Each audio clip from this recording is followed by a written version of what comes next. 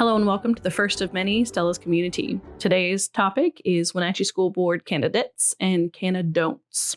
In these features, we will explore local politics in my area, and oh heck, do we have a thriller segment to kick off. First, I need to acknowledge that this would not be possible in its current format without the overwhelming support from the local community. I've had people reach out from all walks of life to express thanks, provide opinions, and alert me to local issues as they arise. Most of these community members have told me that they are terrified to express their opinions openly for fear of conservative backlash that would include losing their jobs, their livelihoods, homes, and even social standing. It's important to understand that there is a lot more of us who believe in community, inclusivity, diversity, love, and equity than even I realized. And with this comes a realization that we have the ability to use our voice constructively by getting organized across party lines and demographics. I'm going to add a content warning because some of the material covered could be upsetting, and if you'd rather sit this one out, I get it. Content warning includes divisive politics, ableist language, homophobia, racism, and sexual harassment. I mean, what school board candidate race would be complete without sexual harassment? I'm going to go through the candidates, their stances, their history, and fact check some of their stances before I give you my opinion.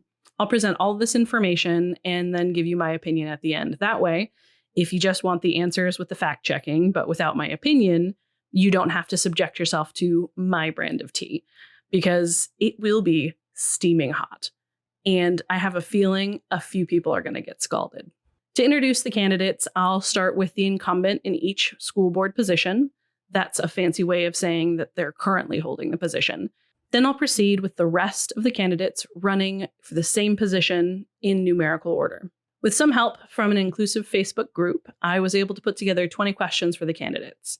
Some never responded or avoided the questions posed altogether. After introducing the candidates, I'll talk about the questions and then list candidates' answers. Some of the answers are going to be too long to list fully, so I will paraphrase or use shorthand. All answers in full will be available in the sources for this video if you would like to read them in their entirety.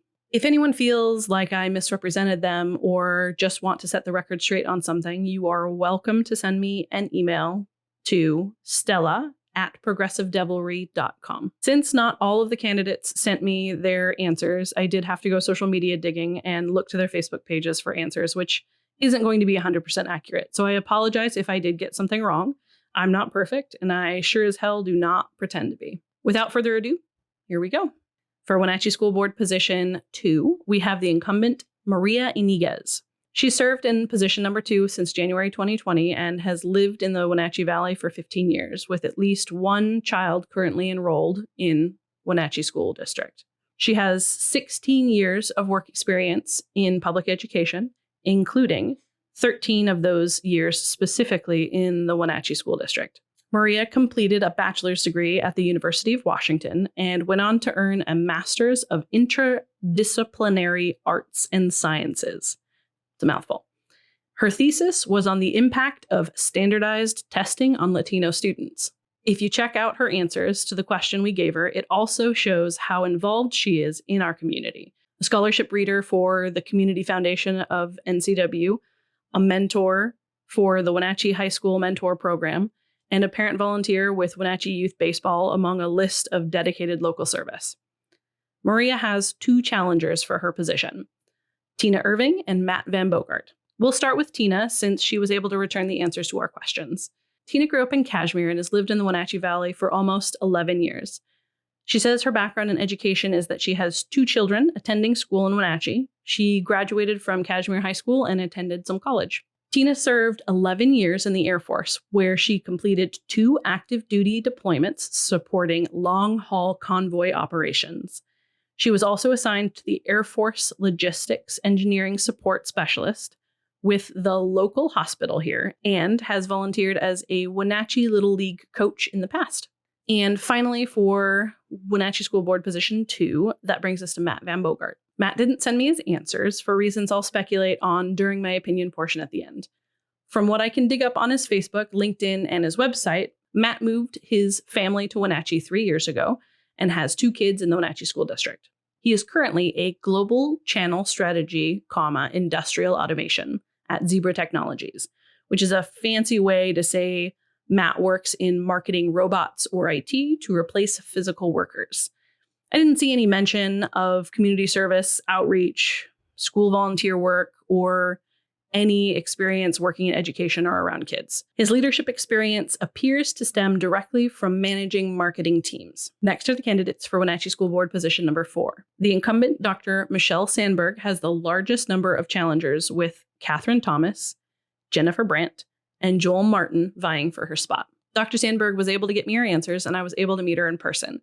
The following is a mix of her answers, her campaign website, and her board position bio. She has served on the board for 4 years. During that time, she was elected board president and board legislative representative. She has also been a member of the policy committee and has served on the nominating committee for the Washington State School Directors Association, WSSDA, since 2018. Dr. Sandberg grew up in the Midwest, completing all grades in a public school setting. She went on to get her bachelor's at Northeastern Missouri State University, now Truman State University, and then attended University of Missouri-Columbia School of Medicine, where she completed her medical degree. She did her postgraduate training as an active duty member of the U.S. Army, serving a total of 9 years. While she was serving, she also completed both a general psychiatry residency and a child and adolescent psychiatry fellowship at Tripler Army Medical Center in Honolulu, Hawaii.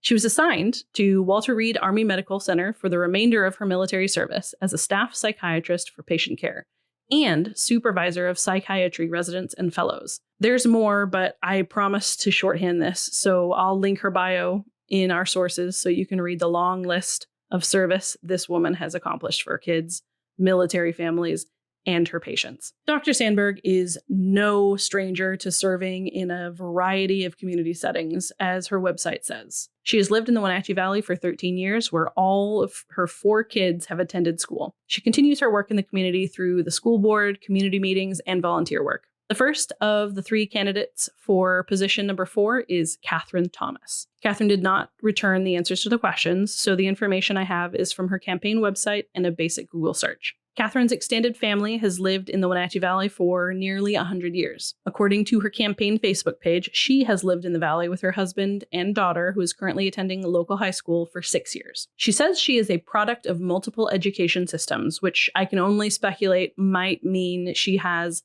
a mix of private, home, and public education, probably depending on what was available as she traveled with her father, who was in the military. Catherine graduated from the University of Alabama with a bachelor's in nursing and has spent her time since in intensive care units and operating rooms. She is currently employed by a local plastic surgery practice, according to their website, but states she's a stay-at-home mom. It could be that the practice's website is out of date, or Catherine works there part-time. For local service, her website says that she volunteers in her daughter's classroom and helps raise funds for the wonderful programs we have here in the Wenatchee School District. The next challenger for position number 4 is Jennifer Brandt.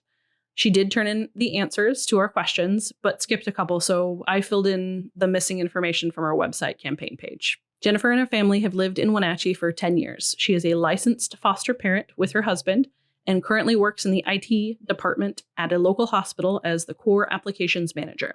She received a bachelor's degree in computer science from the University of Maryland. Jennifer attended public schools in Spokane from elementary school to high school. While living in Burien, she served on the Mount Rainier High School Booster Club for 10 years. She has also served on the boards of the Puget Sound Gymnastics and Auburn Gymnastics Booster Clubs. For local service, in addition to being a foster parent, Jennifer was team mom for Wenatchee High School girls swim, dive, and golf teams, volunteered her time at concessions for events, chaperoned events, as well as provided food for events. The final challenger for Wenatchee School Board position number 4 is Joel Martin. Joel has lived in Wenatchee for 2 years, but spent time in the valley off and on when he attended school at Wenatchee Valley College previous to his move. He has 3 kids, though they do not attend school in the Wenatchee Valley. They live out of state. Joel attended private school from K through 12 and has taken some college courses and claims to be self-taught in business management, computer science, and agriculture. According to the answers he turned into us, he was a business owner.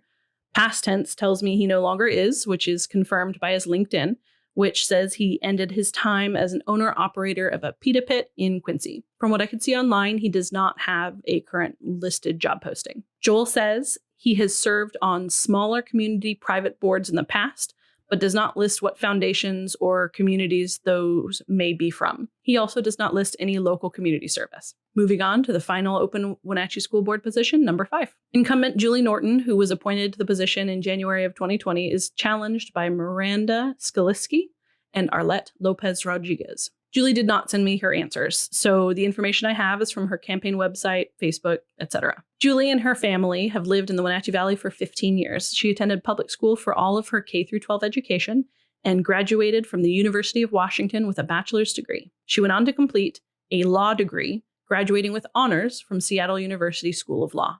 Julie is currently practicing law locally and represents government agencies, labor and employment law, and real estate and development. She is active with her family in local sports and community events. In addition to the Wenatchee School Board, Julie serves on 3 other nonprofit boards, including the Wenatchee Valley YMCA, Wenatchee Youth Sports Foundation, and the Arena Youth Enrichment Fund. The first challenger is Miranda Skaliski. She helpfully filled out our Q&A and sent it back. And of course, I did my due diligence online as well. Miranda has lived in the Wenatchee Valley for 27 years and attended school here during that time.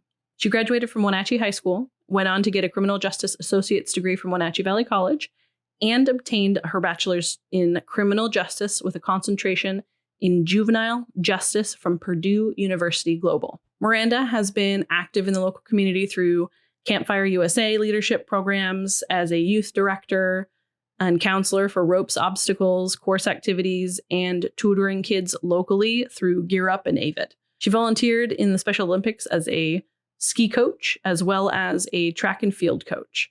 Among a list of local services, specifically with our local police, she has also interned with the Wenatchee Police Department as their community outreach coordinator. There's more, but I promise to keep it brief, so check the sources.